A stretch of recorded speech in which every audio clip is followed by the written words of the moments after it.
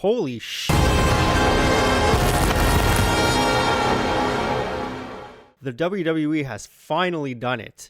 After 20 years of hustle, loyalty, and respect, the WWE has finally turned John Cena heel. That was how the 2025 Elimination Chamber came to an end, and it was one of, if not the most shocking conclusions to a PLE ever. If you were around in 1996 when Hulk Hogan turned heel and joined the NWO, you'll know just how big of a moment this was between The Rock and John Cena. Before that, let's get into the top of the show with the Women's Elimination Chamber match. I promise you I have so much to say regarding the conclusion of this show, but before we get there, I want to talk about the rest of the night. Bianca Belair is your 2025 Women's Elimination Chamber winner, with Liv Morgan serving as the match's runner-up. Before the action could even begin, Jade Cargill shocked the Toronto crowd by coming out and confronting her attacker. No, not Liv Morgan, it was Naomi, and she beat her from one side of the ring to the other, smashing her into pods over and over again, and essentially taking her out of the match. I don't think it's a surprise that this was the outcome, as many had predicted it was going to be either Naomi or Bianca Belair that was the attacker of Jade Cargill.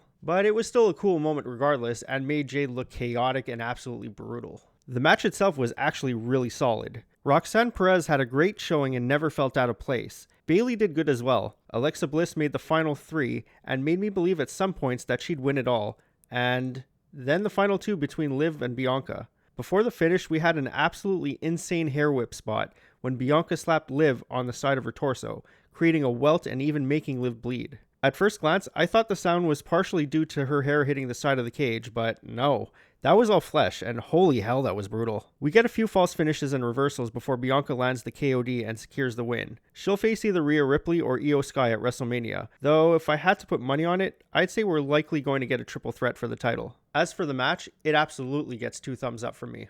Next up was the tag team match between the team of Tiffany Stratton and Trish Stratus taking on Nia Jax and Candice LeRae. To the surprise of nobody, this match was the shortest of the card, lasting almost 15 minutes less than the second shortest match of the card, and we got the outcome we were expecting with Tiffany and Trish going over. The match itself was your standard tag team match, though I find myself going back to how I felt in the predictions video, with that this match just doesn't matter on a larger scale. The payoff we get from the build of Tiffany Stratton and Nia Jax is a meaningless tag team match where, at the very least, Tiffany pins Nia. That may have been the strongest part of this match, as Tiffany looks strong as the WWE Women's Champion and closes the chapter of Nia Jax. Now she focuses her sights on Charlotte, who she'll meet at WrestleMania 41. If you're interested in knowing my thoughts on this year's WrestleMania card, be sure to subscribe to the channel and keep an eye out. I'll have tons of content in the next coming weeks on the card and WrestleMania itself.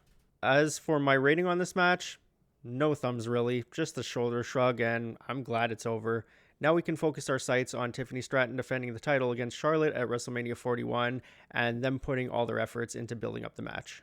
Following that was the match that I believed could steal the show, if only I knew what was to come later on in the night. Sami Zayn and Kevin Owens, unsanctioned. The match does not stop until the referee counts the pinfall or records the submission. We all knew what we were getting into this match, as Sami Zayn and Kevin Owens have a long history of putting their bodies on the line when they fight each other. The expectations going into the match were astronomically high, and I'm glad to say they did not disappoint. Tables were shattered, chairs were distorted beyond repair, we got a hockey stick, Kevin bit Sami's nose, and we even got a chair wrapped in barbed wire. Every part of this near half-hour match was one insane spot to another. At one point, it almost felt like they were trying to outdo the previous spot with something even more crazy. At the same time, I thought most of the spots were carefully planned that I knew both guys were going to avoid injury, despite everything looking like it hurt like hell. I think we all knew that Kevin Owens was going to come out of this match as the winner, although I will say I was surprised with how many near falls Sami Zayn got in the match, to the point where I thought he had a good chance of winning.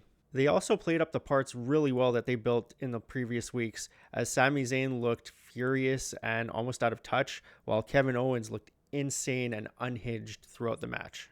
Post-match, Kevin was planning to end Sami for good by peeling back the floor tarp to reveal the concrete, only for Randy Orton to come out and make his return. He hit an RKO and then several more on security detail, and we got a tease for the return of Randy's punt. You know, I missed the punt, like really missed it. Sadly, Kevin avoided the devastating move, and we likely now have a WrestleMania match in the works between the two. I have to give this match 2 thumbs up, and I'm going to look into growing a 3rd thumb so that I can give it to matches of this quality. If I had to make one minor complaint about the match, it was the lighting throughout. I found it was a little off, but not distracting to the point where I had to care too much about it. But hey, what can I say about the match? Two local boys from Quebec tearing it apart. What more needs to be said? And now on to the main event of the evening, or the lead up to what the main event would turn out to be. 6 men entering the chamber, 1 man walks out to face Cody Rhodes for the undisputed WWE Championship. I had CM Punk winning this match, and while he made the final 2, sadly he came out on the losing side. No thanks to Seth Rollins, the jerk. After getting eliminated, Rollins landed a nasty curb stomp on Punk, setting up the finish with Cena making Punk pass out to the SDF. A nice little touch to this finish was John Cena yelling, "I'm sorry," as he had Punk in the SDF, knowing that he was taking advantage of the situation, but also knowing that if he didn't, he'd likely lose out on his chance to main event WrestleMania. The match itself was fantastic from bell to bell. A bit of a weird booking decision with Drew McIntyre being eliminated first, but I guess it's to help set up a grudge match between him and Damian Priest at WrestleMania. Honestly, not a big fan of that, especially with how much Drew gave throughout the year, but I guess we all can't have championship matches. Logan Paul didn't last very long, and the Toronto crowd made sure he knew how much they disliked him. I will say the frog splash on top of the pod was a pretty nice spot, but otherwise, get him the hell out of here. The final 3 consisted of CM Punk, John Cena, and Seth Rollins, and man, the action just picked up from there. Cena and Punk hit a heart attack on Rollins to the pleasure of the Canadian crowd, and Rollins eventually dumped Cena through a pod. We got lovely interactions between Cena and Punk, and some good showdowns between all 3. Obviously, this will set up Punk and Rollins at WrestleMania, and maybe they sneak in Roman Reigns to make an interesting triple threat match. All I have to wonder is, what the hell is Punk's favor? Is he going to somehow get this match to be the main event at WrestleMania 41, despite the fact that there's no title involved? Or maybe he manages to get into one of the 2 title matches. I don't know, neither one of those seems plausible, but you never know what the favor could be in the end. All in all, this match easily gets 2 thumbs up, especially for the back half of it. That gives us 3 solid matches out of 4, which is easily a win for any wrestling fan. If the action wasn't enough to make you believe that the 2025 Elimination Chamber PLE was one of the best of the year, let's talk about the interaction between Cody Rhodes and The Rock. Finally, we got our answer to whether Cody was giving his soul to The Rock or not. As expected, Cody's soul belongs to nobody but the ring he wrestles in and the fans that support him, and personally, I loved his response. I also wondered where Cody would store all that adrenaline if he gave away his soul, but thankfully we don't have to worry about that. What I wasn't ready for was Cody dropping the F-bomb, telling The Rock, "Hey Rock, go F yourself." And then it happened. John Cena turned heel after hugging Cody and then receiving his marching orders from The Rock. Cena kicked Cody in the dick and then proceeded to beat the living crap out of him, knocking him around with his watch and then hitting him twice with the title. Oh yeah, Travis Scott was there for some reason, and he felt the need to wave around his sage. I'm not really sure why his presence was needed there, as The Rock and John Cena were more than enough to take care of Cody, and at times, Travis's presence alone was a major distraction from an otherwise significant moment in wrestling history. As I mentioned at the top of this video, the importance to wrestling that this moment had is strikingly similar to Hulk Hogan dropping a leg on Randy Savage and siding with Scott Hall and Kevin Nash. It's a moment that stops time and shocks the world. It's been over 20 years since John Cena last played a heel, transitioning into the poster boy of the PG era and never straying away from serving the company as its main babyface. To have him turn heel is definitely something I thought I'd never see ever again, especially during his retirement tour that will come to an end this year. It's one of those significant moments that I live for, something that 20 years from now, I'll call back to and reminisce about how great of a moment it was. And to follow all that up by showing up to the press conference and simply picking up the microphone and dropping it before walking off without answering a single question, chef's kiss.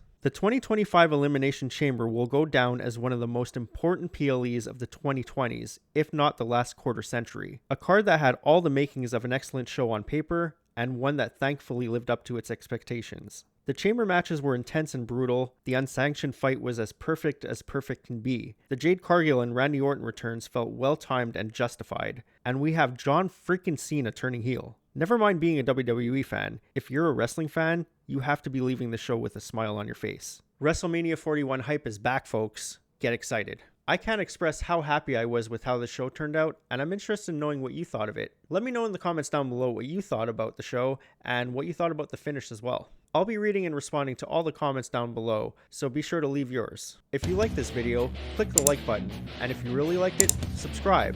Be sure to click that bell to receive all notifications on future videos. And keep an eye out because there will be tons of content in the next couple of weeks, leading up to WrestleMania. As always, this is Sean signing off, reminding you all to be kind to one another and stay safe.